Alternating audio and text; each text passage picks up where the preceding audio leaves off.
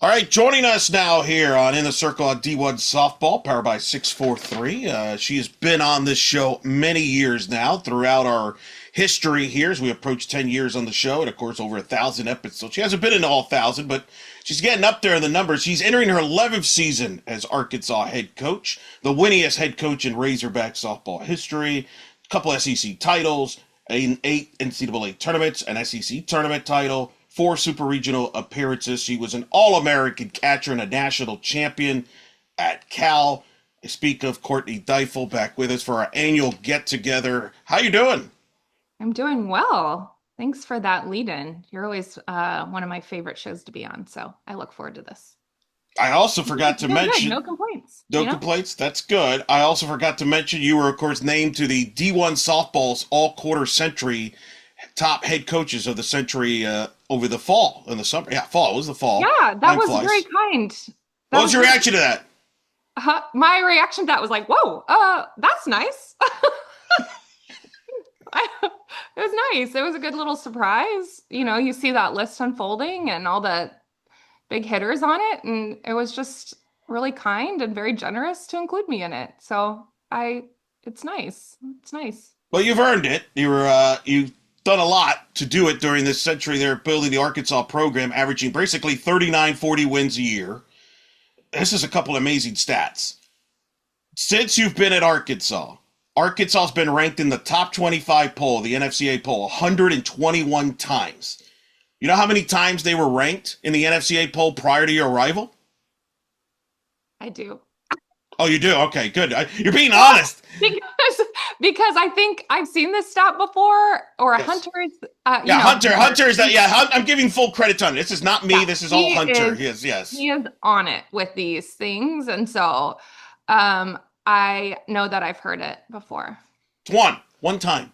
Hmm. That's insane. That's an insane number. I'll give you another stat here. Let's see if you got this one. Last season, 44 wins for you for last season. That was your fifth 40-win season during your time at Arkansas. Four in the last 5 seasons, you've had 40-plus wins or more. Do you want to guess how many times Arkansas had 40 wins or more prior to your arrival? Don't make me. Spoiler, not as many as those. Yeah. It's pretty good. Yeah, that's fun to hear. We've had some really great teams and really great players. And so I hear that going, yeah, like we've had um we've had some really, really great players that have come through here and left their mark. And how lucky are we, you know? Pretty good. Pretty good. I mentioned the D1 softball all quarter century list. One of the other head coaches on that list was somebody you know very well, Diane Neinmeyer. When I say that, what comes to your mind? How much of her is in your coaching today? Oh gosh. I when I hear it, I just think so fondly of my experience, my college experience, and not because it was rainbows and sunshine. It was because I would do it all over again. And I think that at the end of the day, when any player is done with their college career, you want them to want to choose it again. Having seen how it all played out, you want them to like say, "Yes, I made the right choice." And I did. I grew so much. I mean, we had some really great teams. Obviously, won that national championship, like you said, but we got to experience the World Series 4 times. We had adversity we had to kind of grow through. And I think when I think back of the best parts of Coach Neinmeyer and what I see in my coaching style is she loved everybody for who they are. She embraced everyone's individuality and she let us be us. And she didn't over process, over coach, over, she just let us be us. And she was our biggest fan. And so I would love to say, I would love it if my players said that same thing about me, is just like really embracing them for who they are and letting them be them and just like being their biggest fan. I hope that our players would say that about me as well. So I think they will. Think they will. I think you'll I be hope so. good. I hope I think you'll be good on that. so.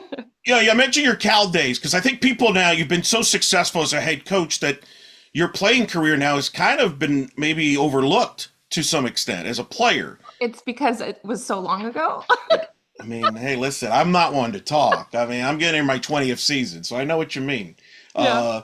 But it was interesting because I remember when that list of the D1 softball, you reached out and you said, what about some couple of your teammates, like a Jocelyn Forrest, who you caught? And I did reference you. I was in the meetings for those voting deal, and I said, Coach Deifel says she was awesome. So I did say that. Yeah. But she's in the Cal Hall of Fame. Veronica Nelson was another one you brought up. But you helped built that success with those teammates and those players. I mean, that had to be that's certainly a big part of your journey now as a head coach. You've been on all sides of this. Yeah. I mean, with those two in particular, and I mean, I was so fortunate to get to be their teammates. And with Joss, just like her competitive fire and her confidence, you wish you could like bottle that up and put it in every one of our pitchers because Joss, she just like performed so much bigger than she was. She was just like a little thing that just was like, oh yeah, I see you and I'm gonna get you out. Like that was who she was to her core. And I wish we could put that in every pitcher.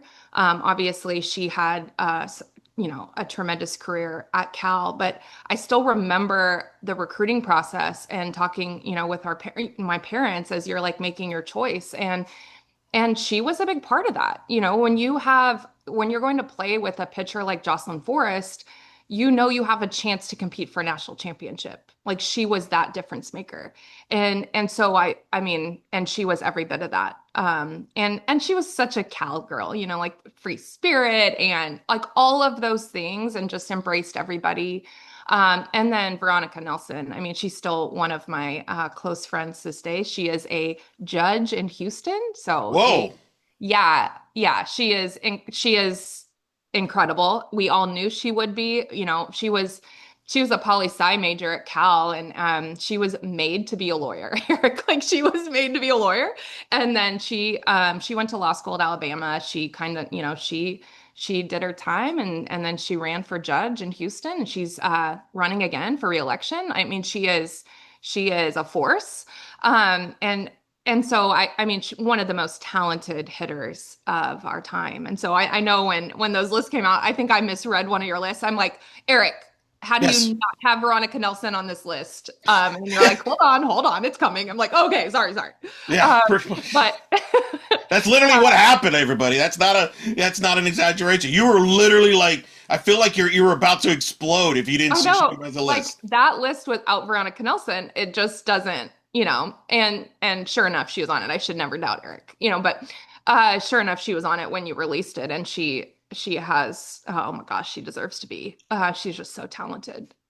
So how fortunate I am that I got to play with both of them.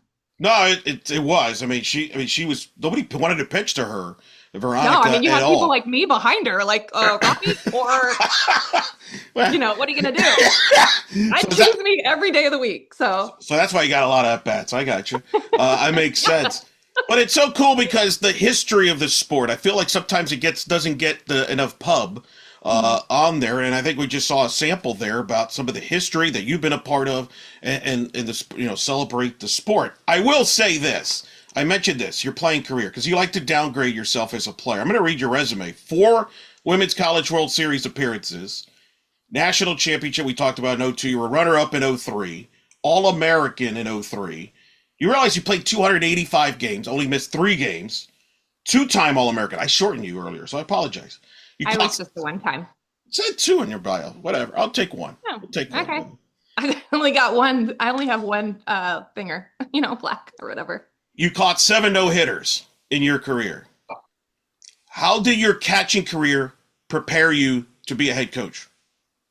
Oh gosh, how did it not? I was really fortunate at Cal because and it was a different time. So it's a different time. We didn't have the technology. We didn't have a lot of that. But I called every pitch in my time there. And I think that's the thing is going back to Coach Ninemeyer and John Reeves and Kim Marr, who are our assistants.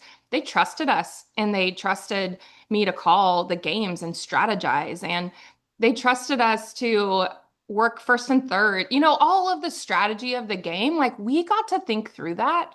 We got to like feel the game and it was, again, I'm going to say it's a different time because we didn't have a lot of the stuff that we have now. And so I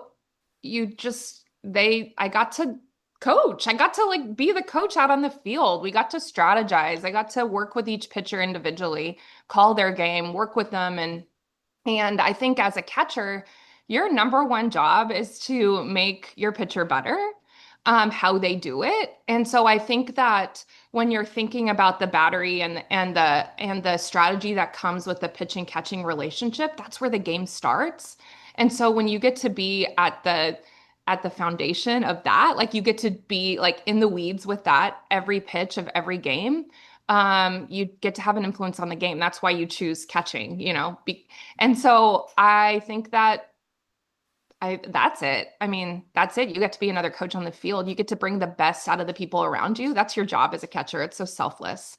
You get to think the game. You got to bring the best out of the people around you if you're doing it the right way. And so I think that hopefully that's what I'm continuing to do, it's just like, I love this strategy and I love the people. Well, and that's why, you've been comfortable handling, developing the pitchers. People come to call you. Like Stacy Newman told me she called you when she knew she was going to take over the pitching. She wanted your advice. When you got one of the GOATs asking you for advice, you're doing pretty well for yourself. Well, let's be clear on what she was asking advice for. She wasn't asking advice on catching or hitting, one of the best games. But I do think that, that's something that I learned in my time at Oklahoma, working under Missy Lombardi. Missy was a top catcher, and then now she is one of the best pitching minds and coaches in the game. And I think as catchers, like I don't know that we necessarily give ourselves enough credit for what we do for pitchers. And I think that's the biggest thing is if you're doing it the right way, you are getting the best out of your pitcher and you're like I said, you're in the weeds with them and you're figuring out how to make them better, how they do it. And I think that's the biggest thing is we've been strategizing, we've been working with them, but like you're just trying to make your pitcher their best, how they do it. How can you, like build on what they're doing and not doing anything cookie cutter? As a catcher, we've caught 100 different ways of pitching. And so we know how to make each individual pitcher better. And so we just need to give ourselves some more credit of doing that in the pen. We're not teaching anyone to pitch. If we're teaching them how to pitch when they get to us, we've made the wrong choice. So you're fine tuning what they do and making them their best version. And that's what catchers have been doing for their whole career. Is patience a word there? Because as we'll talk about, you return a lot in your pitching staff. But I know in some of those cases in your staff, like Robin Herron, while they're tremendous right now, it wasn't always great at the high level. There was built ups and highs and lows, as there always is. Was there? Is that where patience comes in as far as somebody to develop pitchers? Patience comes in every aspect of my life. Fair. That's fair. That's fair. Yeah. In developing pitchers, you have to be patient. You have to be in the trenches you have to be in the battle with them. And then you always have to see big picture and make sure they can envision the big picture. I think that's the one of the biggest things is not going for immediate comfort. And I think a lot of players want that. I think some young coaches want that, but it's the big picture, what we're working towards, but they have to see it and they have to know the why because they're all competitive athletes. And so I think that's the thing, patience and the just always keeping in mind the big picture. That's really good. I owe your sister an apology, by the way, because at one point we were doing the mid-major pitcher list, and I called Jamie Southern the best Fresno State pitcher of all time. And thankfully, somebody quickly reminded me, your sister was the national champion, who led him to a national championship there. Is she underrated at this point? Because you look at her resume, the only reason she didn't make that list is because she didn't pitch enough in this century, technicalities and all that. Yeah, I think I looked at that thinking, she's just a little too old to But she Yeah. was the same year as Nuvi. Nuvi, I guess they had that UCLA year where they all kind of. Yes. See, you got the rules down. Well, you Yeah. learned this really quick. I didn't. I didn't even know. I didn't know that until a while. But is she underrated? Because I mean, what she accomplished, I don't think she gets enough credit. Well, yeah, obviously I'm biased. I'm literally number one in line of her fan club. I'm her biggest fan. Yes, I think she's underrated. Yeah, I think she is. No, and also Fresno State, now I know we're talking about the century. Fresno State for the longest time was Yes. known for their pitching. Because I mean, obviously, we had a front row seat to that. We grew up, going to their camps and watching their games. But I think back to Carrie Deaver, who started the program here. We grew up watching her. And then Maureen Brady took Carrie. Remember Yes. Maureen Brady? She has like a kind of famous brother, but she was a beast of a competitor too. And then you have my sister, and then you have Jamie Southern. Like that was Margie's run there. And yeah, do I think my sister is underrated? Yeah, I think she's one of the best to ever do it. And then not even that, like she played outfield too. Yeah. She hit in the middle of their order. And so yes, I do. I think she is one of the most consistent, disciplined, like I mean, she and competitive pitchers that have ever done it. And you caught her growing up, right? Yeah, a little bit. She caught me. We grew up pitching together. I mean, we grew up pitching, Sure. and our parents would catch. My mom would catch us a ton, and then we started throwing a little harder, and we had to catch each other. So she caught me too. All right. uh, I would think I was a little easier to catch than her. I don't know, but yeah, yeah. So I saw her process. I saw her commitment. I saw the competitor that she was. I saw that. I mean, she was so stinking good. All right. And then So we got to play together in the pro league yes. one year. And so that's when I like really got to catch her as just grown adults, and it's just one of the best to ever do it.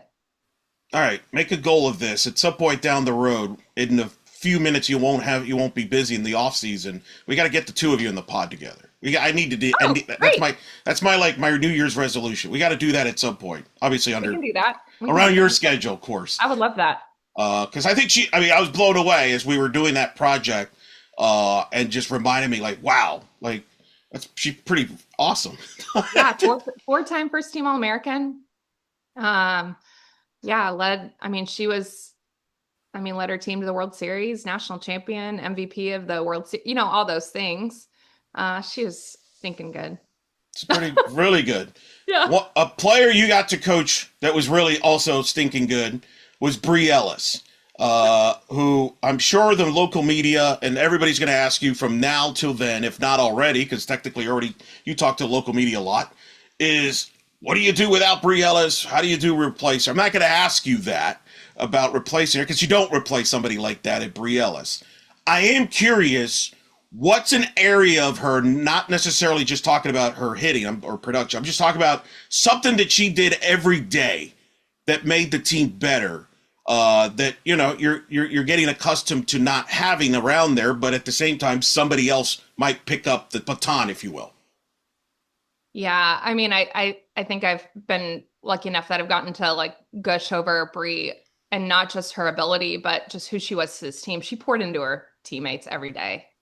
And I think that's the thing that, yeah, obviously we're going to miss a talent like Bri, like a national player of the year. But I know it's interesting because as she didn't come in as national player of the year, like even last year, our photographer, who's incredible, Megan Frazier, she posted on all these rankings coming out. And if you know me, you know that I don't care.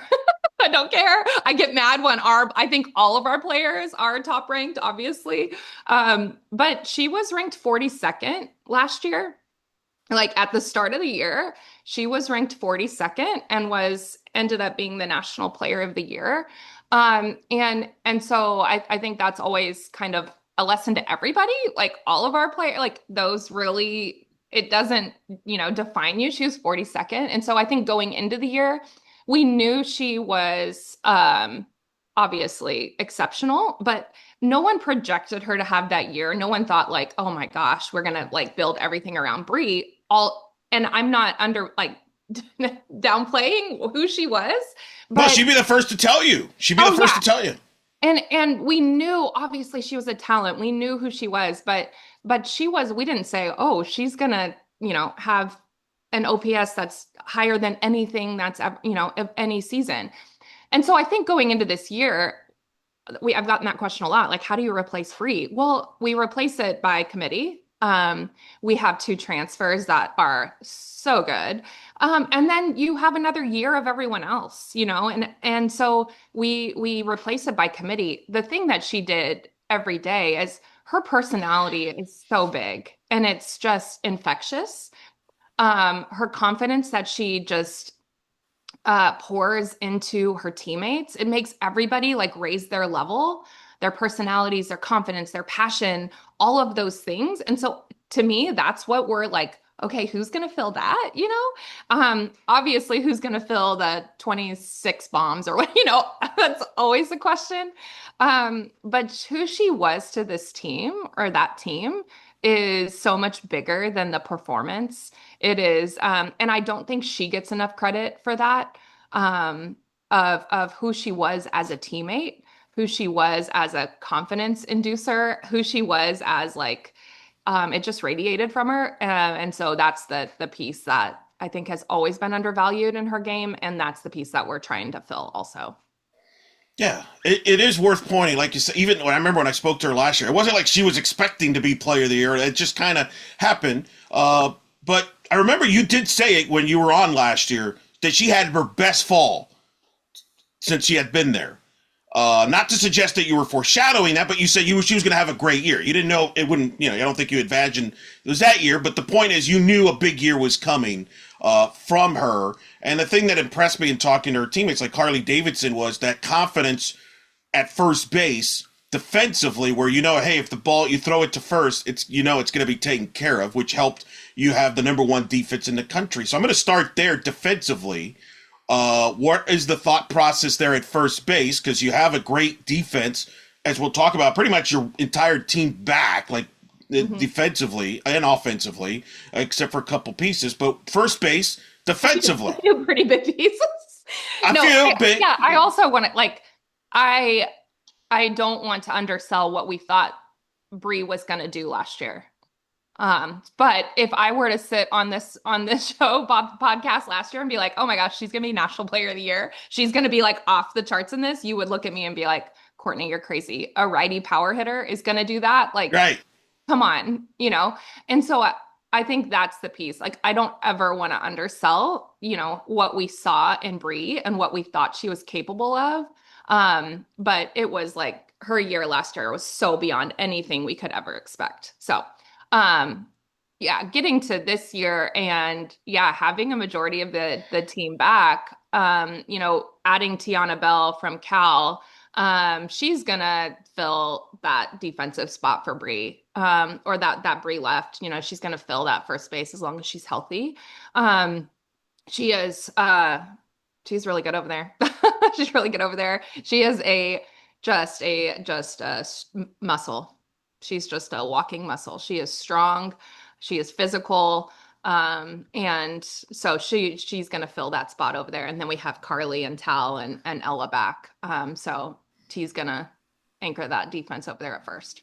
It's pretty good. I didn't think it was possible. You have the number one defense in the country last year, and yet you might have actually improved it, which doesn't make any sense. That sentence doesn't possibly make sense, but you might have by you adding Dakota Kennedy, who's a Gold Glove award winner in left field, when healthy, is a top 10 player arguably in the sport in left field. Somebody who I've spoken to, super bright, I believe wants to be an attorney, if I remember my conversations with her in the past on theirs, and knows the IQ levels up the deal. But that's kind of nuts. I've just said that you had the number one defense, yet you might get better. And that's no knock on some of the players that left. It's just how good she could be and is capable of and what she's accomplished. Yeah, absolutely. I want you to continue to say that we were the number one defense. Matt Meuchel is our mastermind of defense. He's so good. And it takes it takes so much to be that and accomplish that. And so our how he trains our athletes, the positions that he puts them in, the systems, he does a great job, and our defense is game changing. But yeah, you and this isn't a knock to Jimmy or Reagan Kramer, but you're No. adding a Gold Glove to left field. It's not a knock to Bri, who was undervalued as a first baseman, but when you're getting your core of your defense back and you're adding a Gold Glove winner and you're adding a versatile athlete where T could play, a number of places on the field, she's that athletic. We feel pretty good going into the year with our defense. You still have Reagan Johnson anchoring center field, who I think is the best center fielder in the game. I will say that she is the Gold best Glove caliber herself, potentially. I mean, you potentially could have 2 Gold Glove award winners, candidates this year at left and center. I don't know how many programs could say that right now.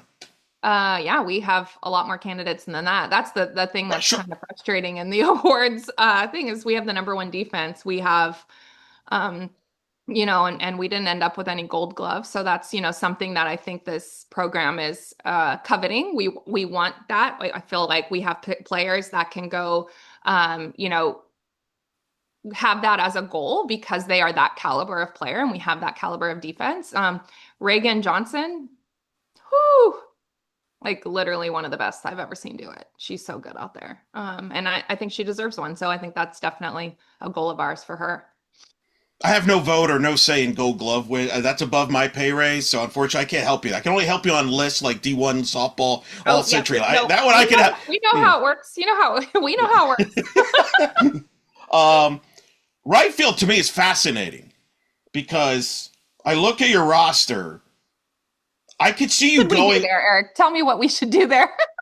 I mean, this is why I don't get into coaching because, and this is actually a good segue to this question. You have a lot of experience back. You have a lot of veterans back, but yet you also have some youth there. You got a talented freshman class that I know you've been excited about. So as a coaching staff, how do you blend in a freshman class as talented as they are and develop them, but at the same time, mix them in with a group of veterans who are proven in a lot of cases, and mix it in where you're trying, on the one hand, you're developing players, which means, they need some at bats or innings, etc. But on the other hand, you have all this depth and experience, and you're trying to win games at the same time. It's an interesting juggling act that you got to do. It's a good problem to have. Nobody feels sorry for you because it means you have a lot of talent and depth. But it is a challenge of mixing in that youth, but at the same time, you have all this experience and return and talent. Yes, you're correct. What should I do? No. I think that's always the challenge of blending your seasoned veterans with your young green, players that you're really excited about, and you're excited about everyone. And at the end of the day, only 9 can be on the field. And so you're just, working in building that up. But you have your seasoned veterans that are proven competitors that have performed at a high level. And so, yeah, that's always going to be the challenge. That's not unique to me. And you're right. No one feels bad for me. I don't either, because it's a good problem to have. But yeah, if you walk up to our practice right now, the battle is in right field. And we have some really, really great options. Some young, some veteran. And so it's, exactly what you just said is, we're trying to win games, but we're also keeping the big picture in mind and can't always just make decisions for the immediate. And so, it's going to be a new challenge, a fun challenge. Some days not so fun, but we're going to get through it. And we have really great options, great players. This is a cliche question, that I always ask coaches, but is this the deepest roster and maybe versatile roster that you've ever had there? Because I look at I can see where 5-6 players play right field, and I'm like, yeah, I can see that. Mm-hmm. Like one of my favorite players on your roster is Kaylee Wyckoff. I've covered her. I really don't know where you're playing her. She's gonna play. I know that. But you could play her in the outfield, you could play her in the infield, you could catch, you could DP, whatever you're gonna do. So you have options because her versatility gives you that. That's her huge value. But there's a lot of different directions you as a staff could go on a daily basis with for your lineup. Yeah, yep. We, yep, you're right. Yeah, I would have to say it's our deepest, like Okay. our deepest, strongest depth that we've had. When you have players like Kaylee Wyckoff, you have players like Brinley Bain in our freshman class that can do so many things. It's just really helpful because we trust them at so many places. You can just kind of plug and play to figure out, the strongest lineup and the best way to combine everybody. But yeah, Wick, I mean, she could play right field. We trust her at first. She could catch if we needed her to. And so it just helps the big picture. It helps when, pitchers hit and you can, do those type of things. So, yeah, I would say this is our strongest depth that and deepest team we've ever had. If you wanted to, I'm not saying you will do this or not. You could start up to what, 3 catchers this season? This season? Like, Yeah. how many people can say? I mean, have you ever had a team where you could feel comfortable going 3 deep on that in that position? No, we haven't. Um, and yeah, exactly. Like what depending on what we need, matchups, keeping them fresh. That's a lot of things that yeah, we feel really comfortable with any one of them. Is versatility something you as a staff look at recruiting wise, maybe in the portal, just because it seems like that's something that in the last couple of years in particular, you've had even more versatility where you can move pieces around. Has that been a conscious thing, or it's just one of those things? Hey, that's talent. That's the athlete. Oh wow, we'll figure it out from there. Is it subconscious or just coincidence there? Well, both. I think when we go into like recruiting, we want to find the best athlete. We want to find the best fit for us. And it always helps when they do more than one thing because you don't know how the pieces are going to fall when they get here. We don't know the best combination of everything. And so when it's good for them and it's good for us, but really we're just trying to find the best player. And this game's so offensive that you're trying to find the best offensive contribution and figuring when they can do 3, 4 things, it's only going to help your offense, and so yeah, I mean, I think it's conscience and coincidence, and it's the timing of who is available, who we want to go after, and then what they can do. Described this freshman class.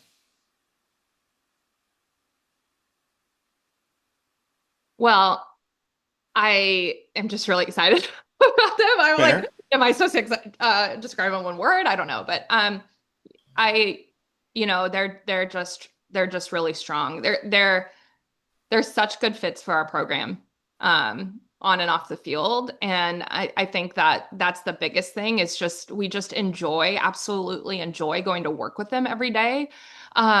But they bring so much to the table, obviously, with the 2 freshman pitchers who are so talented and then joining a seasoned staff. So our staff gets to kind of get them under their wing of what to expect. And they've our staff has had all the highs and lows. And so I think that's the best thing is they've had all the experiences. And so they can kind of help them, get up to speed. And then you have, Brinley and Kamari and Kyler, they're just really talented and amazing people. So I don't know.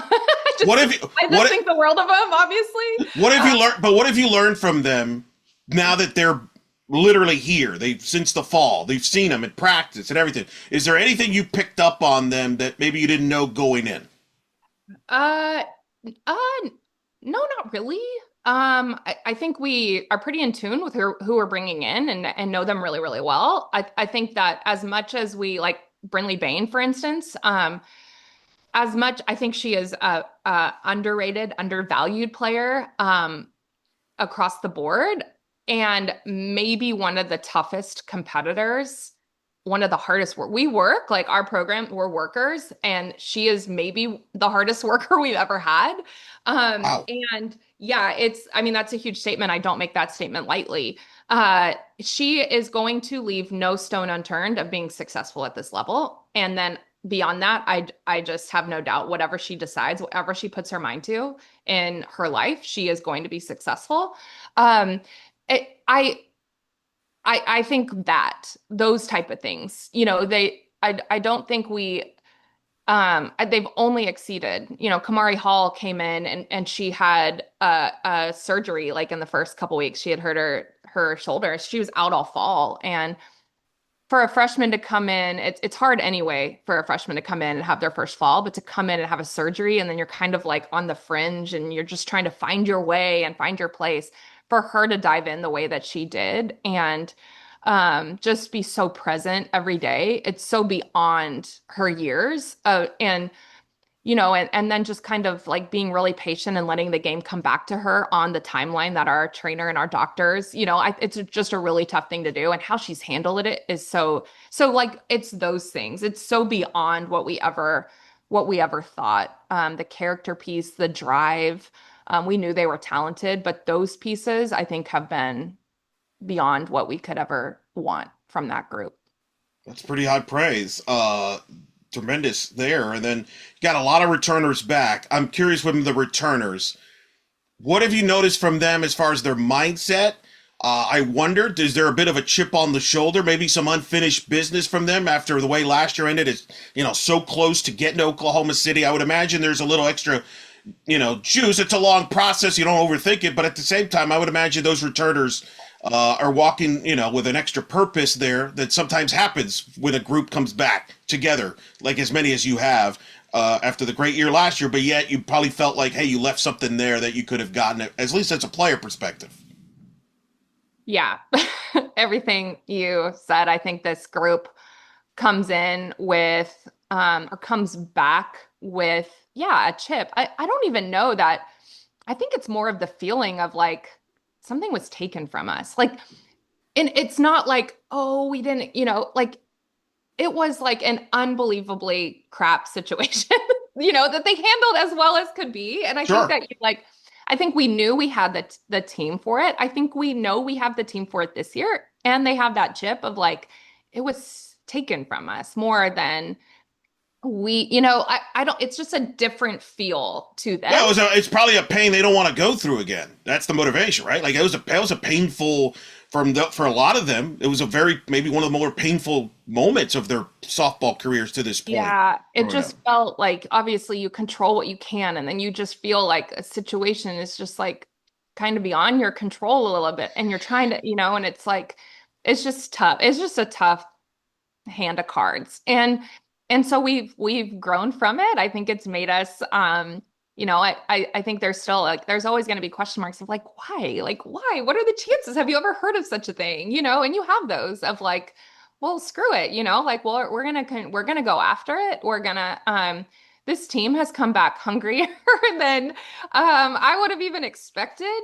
And they show up. They just show up every day. They take care of business. It's a different feel to this team, probably because it's majority of veterans and a Sure. majority of like mature, seasoned athletes, but they show up and they take care of business. And it's a different feel for me because it is so businesslike. And you have last year's team that was like just had this huge, vibrant personality. And not that this team doesn't, but it's just a different mindset on the daily. And it how they progressed through the fall, how they worked over the break. I think every coach, when you send them home at Thanksgiving, when it's like feels earlier every year, you have that like, oh gosh, I hope they do what they're supposed to do, like that out of control of like, I hope they're as committed to, what we've been doing and what they need to do to be ready come back January. I hope they're as committed as they need to be. And this team did. The how they showed up in January, how they were ready, how they've approached everything we've thrown at them, how they've even just like progressed through our checklist of things that it is beyond any team we've had. And so I just think it's just a business mentality of like, we're going to show up. We're going to do this. We know we're good. We know what we're capable of, and we're going to go for it. And so it's a hungrier team. It's a chip on their shoulder, and it's just a really confident team. Was it something that you brought up about, hey, how last year ended and addressed it, or is it something you could just sense that the players they know? They know? We haven't talked about it again. Okay. So you just know. Yeah. and they're daily, by, our leaders, by, um, you just know. That's a good problem. That's good. That's good leadership, though. No, but that's because we've seen that over in the sport. I mean, I'm sure your Cal teams were similar. Before you won that national title, you probably went through some heartache and some pain there in that process. Not winning the national title until you did in '02. I mean, that's just kind of part of sports life. Unfortunately, sometimes you kind of got to go through the knocks before you break through Yeah, there. there's only one team that has the warm and fuzzies at the end,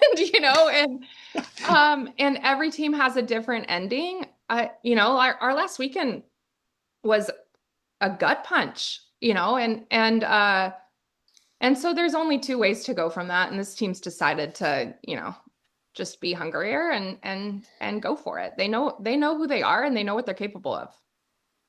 You basically return about every pitcher. You mentioned you added two freshmen. I mean, this is, which in today's day and age, that's not something to take lightly, which is amazing. I don't know if have you ever had this where you really literally basically return just about your entire pitching staff and you add a couple of freshmen, which again goes back to the earlier part we talked about of you got these two freshman pitchers you want to develop, but then you have all this young pitching back with experience, which is a good problem to have again. But that's a lot of bullpen time too. Oh yeah, it's a lot of bullpen time. We added Parker Stagg, so he shares the load with me, which is amazing. Um, yeah, I don't know that we've had our staff come back, but we didn't have the depth come back. We've had the years of the Marys and Mary and Autumn and Mary and Shanice, and we had that like really dynamic duo, but to have the entire staff back and add these freshmen. And last year, this time, there were a lot of question marks that I was getting from our staff of like, your staff's young, your staff's never been the ace, Robin's never been the ace. How's she going to handle that? It's like, just watch, she'll be fine. Like she's just fine. I don't think we need to undervalue her sophomore year, and she's ready to take the reins. And the one that is not talked about enough wasn't last year. I think she's starting to this year. Peyton Burnham is a beast. And she, what she did last year, she's just a competitor. She's a gamer. She's fearless.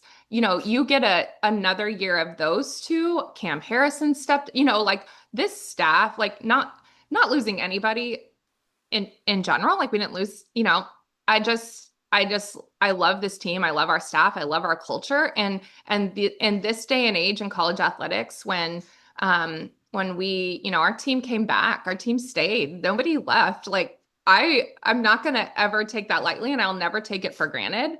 And it's a big thing with your pitching staff, having that. So, I think Robin's ready. Peyton Burnham, everybody, when they were talking about freshmen last year, they weren't talking about Peyton. And I'm just like, fine, just keep sliding on the radar, like, I don't get it. Her numbers were better than most talked about. And she's ready for another big year. So I think you can hear in my voice, I'm excited about him. I love going to work with him every day. We have all the pieces, that we need in that staff. We have the veterans that are getting our young ones up to speed. It's a complete staff. Yeah, I'd say so. Yeah, Peyton now is no longer a secret. Her and Robin have been in top 100 player ranking lists and everything like that. But it kind of would really, what blows my mind, you retrospect, and I don't know if this was talked about enough. You were young last year across like a young roster, and part of the reason why Peyton maybe got lost in the shuffle was I think you had that talented it's part of that talented freshman class. Maybe the best, one of the most talented ever. We're trying to figure out which freshman are we going to pick out because you had a lot of options. When you have an Ella McDowell, for example, and her credentials coming in, so sometimes people might get lost in the shuffle in there. Yeah, good problem to have. Speaking of Ella, because she's had it. Talk about Ella. How is she doing? And I'm curious about her and Riho, because I know Riho played for the Dominican Republic internationally there recently. I think it was the Pan American Games. But international, how are those two? What you've seen from those two this fall and the spring? They're so solid. They're so solid. It was fun watching Tal compete with the Dominican Republic team and have some big bombs and some big bat flips. She's fun to watch. But they just like hold it down on the left side. They're so good. They're so comfortable with each other. I mean, they're they're good.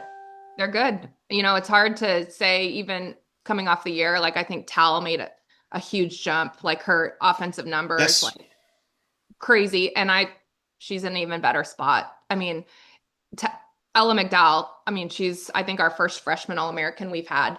Um, she came back fitter, stronger, hungrier. Like that's who they are. They're competitors, they're workers, they're so steady and so solid.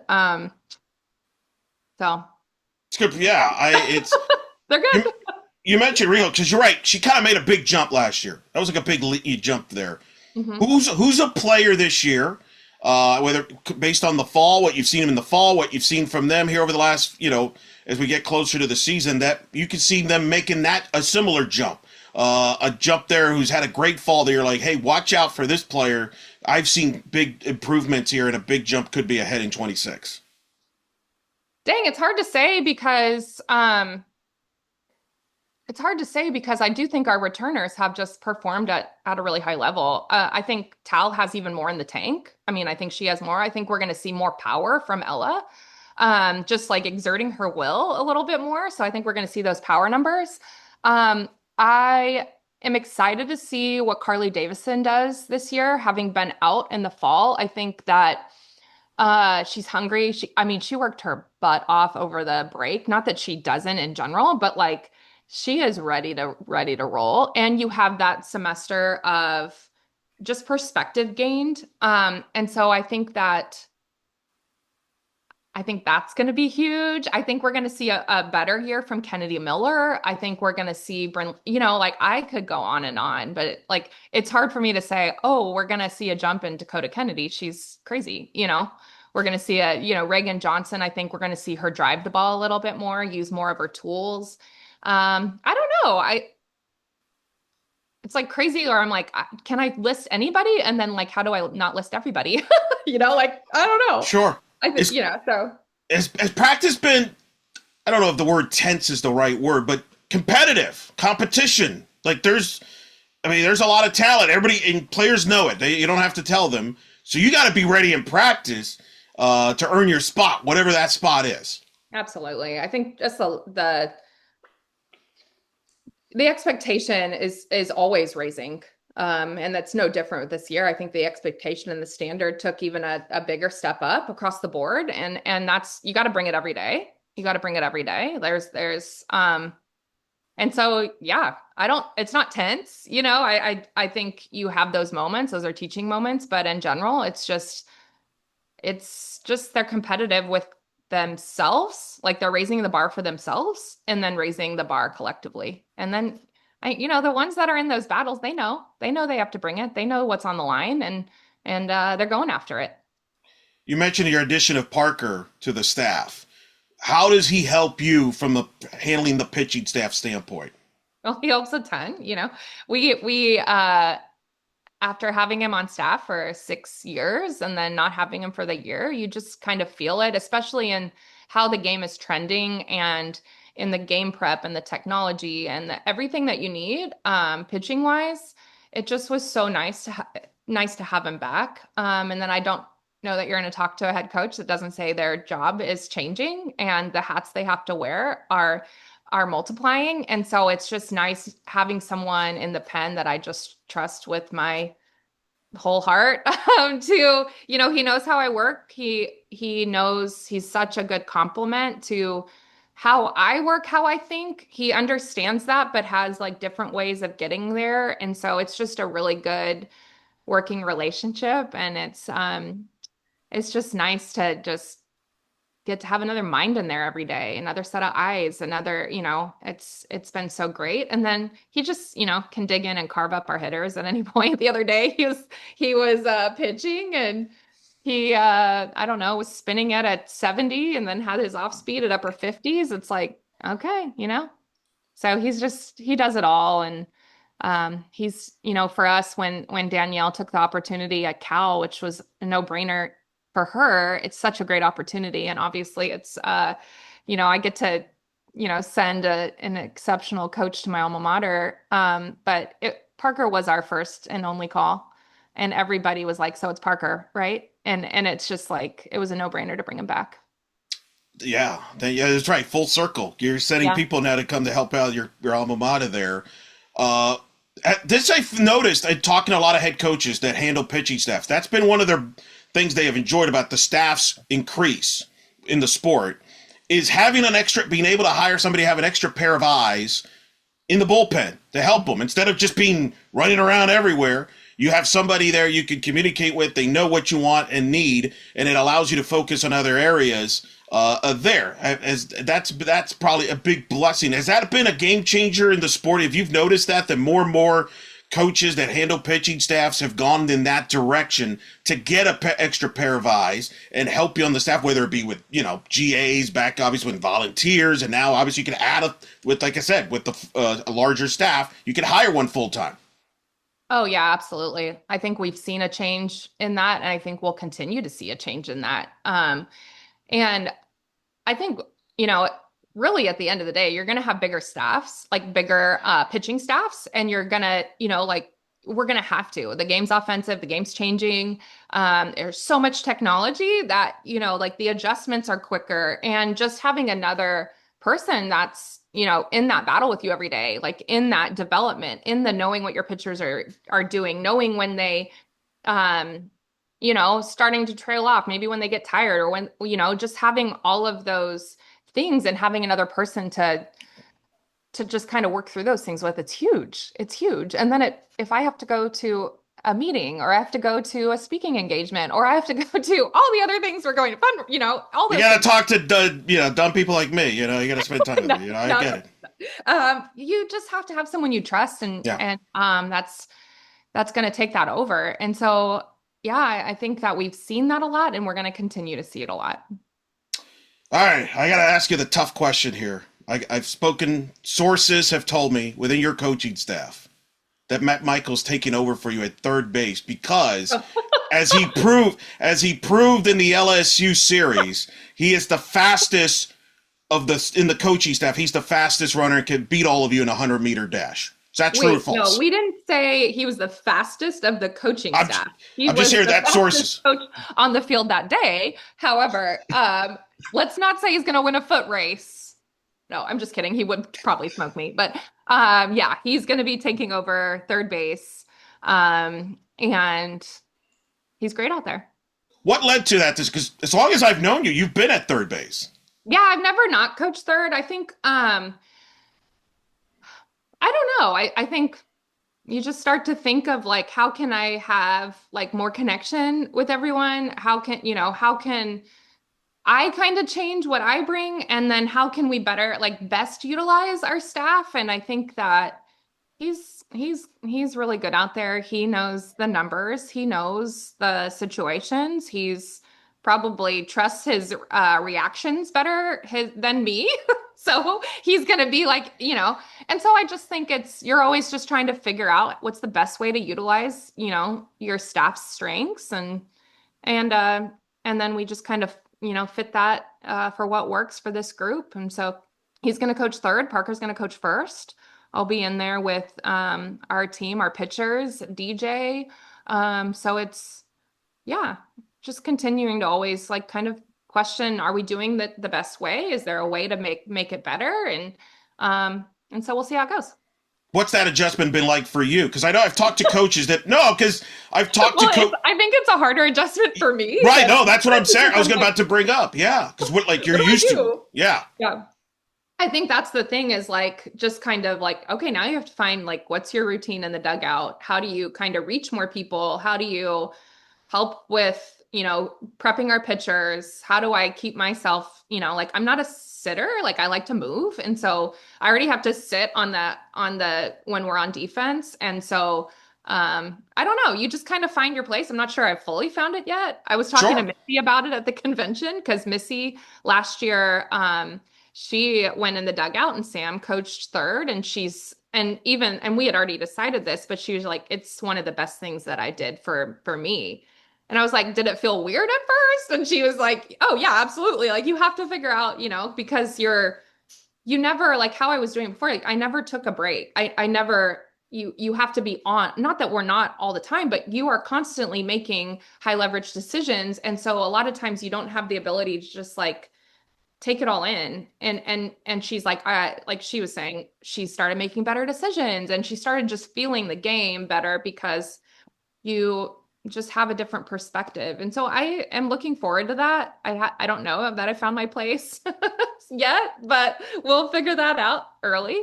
And our But, first, we get 5 games to work it out in a couple weeks. So we'll figure it out. all right. But we're going to debunk the rumor then that he got that because he ran a 4.840 and just was the fastest athlete in the staff. We can debunk that. He was really quick and he really cut the angle really nice. So yeah, but let's not say he's the fastest on staff. Jeez. Okay. All right, good. I should have known. Yes, these anonymous sources and the staff. I should have known there was something fishy there. That was not correct there. That is still the wackiest thing I've ever seen. I know. Like, I know. I still could watch it today and laugh like it was the first time. I have probably watched it 100 and how much grief did you give him after the fact? uh well, it's still happening. Okay. We gave him a little award, a lot of like we made light of it. Probably because we knew how it worked out, but he's a good sport. He's the biggest jokester on our staff. And so when you get to kind of throw it back at him, it's pretty fun. What you're saying is DJ's not going to let it go. He's going to give him a hard time about it. No, yeah, nobody on staff. We like to give each other a lot of crap, so he gets to hear it a lot.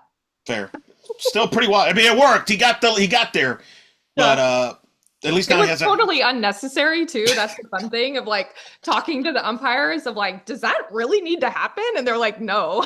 I remember that. I was asking, wait, like, was that like really that critical? Like, my goodness. So he had called, but I guess if they don't hear him call time right away, it's like whoever gets their attention, and he had called time right away. But then you're going to make sure you get that call and you get their attention. It was a game-changing moment, it was a really big moment. Their bases loaded with their 3-batter up. And it's like, that's a really big moment. It was, but it's still like the silliest thing ever. Like it's like on a loop has to be played. Like, and you're right, as you're there, as you're witnessing this, there has to be a part of you that's like, wait, what am I seeing here? Is this real? In the moment, no, because he called time. We knew what was going on. We were sitting on it, kind of making the strategy to wait and just try to get it in a more high leverage, hoping that they don't find it, And so when he called time, and if Matt, like he has like one good ear, so he always sits on this side because this is his right ear is his good ear, and so when he's going, I was like, "Go, Matt, go!" Like, and he's like, I did not hear you at all, because you see her coming. Like at first he was like time and he like tried to act like, oh, maybe, well, they knew, like, I think Beth knew pretty quickly, like, oh crap, like what is going on? And so you see her starting to come. And then I don't know, in that moment, you're like, did they call time? Like, did they award time or grant time? What are they going to do? And so he's just making sure he wins it because bases loaded with Bergeron up with no outs is not an ideal situation. So when you get to, find something like that and get an out, and it changes the momentum for sure. Man, the one time where you wish you were mic'd up. I would have loved to hear that. You just go cheering him on. Like, my goodness. That moment was so crazy. I've never experienced anything like it. In the moment, not funny at all. Not funny. I get it. You just like want to make sure you get the call because it's such a big call. Totally. And then after, when we knew how it turned out and we won the game, then we had a pretty fun moment in the coach's room after the game. Don't worry. We were all laughing in the moment because I think a lot of us we rewind it back again to just make sure. And the broadcast made sure of that as well. So I know the best was KB Sides was on the call. Yes. Hearing her reaction on the broadcast. Because I don't know that many people know what a jokester Matt is because he's so intelligent and he's so like, you don't know that side. And so for her, she was dying because she knows that side. And she's like, for you to know Matt Meuchel and for him, so it was fun listening to her. And I'll watch it today now that we've talked about it, and it'll be like the first time. It's funny every single time. Yeah, that's not never going to get. It's never going to get old. It's never going to No, get it's old. not. I just hope the director, producer has that clip ready in any moment in dead time in a game. Just bring it up. That's fine. Yep. That's Absolutely. my request. Absolutely. All right. I'll let you go on this. Okay. What are you looking forward about finding out your group? You've got a brutal, tough start to the season. The way you've scheduled, which is no surprise, the way you schedule, but you're going to go to Conway, play a tournament there, which is a stack field with Coastal Carolina. Then you're going to week 2 up to Texas State with maybe one of the strongest tournaments of the year in the sport with the field that has. You've got a strong tournament. You're hosting yourself. That's all part of the non-conference before you even get into conference play. What are you looking forward to finding out about this group early on that you think will define this 26th season? Yeah, we definitely designed it to see what they're made of right away. And I think that I don't know that I've ever not had this answer. I think I'm always curious how our team's going to handle the unexpected. How are they going to handle adversity? How are they going to handle it when we know that this is a potent lineup? We know that this is a shutdown staff, but if they're not doing that, how are they going to fight through that? What character is going to be revealed in that? And so that's what I want to learn. And I think that that's the great thing about the schedule early is it's going to show those things. It's going to show how we perform in a tight game, how we come from behind, how we fight, and so we're going to know very early what this team is made of. That is Arkansas head coach Courtney Deifel joining us here on In the Circle on D1 Softball, powered by 643. Coach, always a pleasure to get our annual pod in and together. Are you in the Cal Hall of Fame? No. No? Why not? What are we doing? All right, so I got work to do. So we gotta get your sister on the pod so I can apologize to her. That's a way easier that's something that should happen for sure. Get her on the pod. You have the credentials to be in the Hall of Fame there, based on your playing career. We've had some really big players. Yes. But you're a great catcher. You know what I think needs to go in? I actually don't even know how there is our team that won it. You're not in? That team's not in yet? Maybe they are and I missed it, but that's what needs to happen. I hope you didn't miss it. That needs to happen for sure if it hasn't already. I agree with that. I'd like to think they would have let you know if that would have happened. I can remember pitch sequences back 15 years, but things like that, it's like, I don't know, is that? All right, I got to look that in. I'm going to have to ask people over there and get to the bottom of this. Coach, always a pleasure. I know it's a busy time for you, but sincerely, I always enjoy having you on. We've, like I said, you've been on, I think, since 2018. You've been coming on every year. Thanks for having me. Yeah, you've been a part of this. Continuing to ask me back. Thank you for saying yes every time. Good luck this season. I know we'll cross paths, we'll talk, but thanks for always coming on, talking to us and In the Circle. Of course. Thanks, Eric.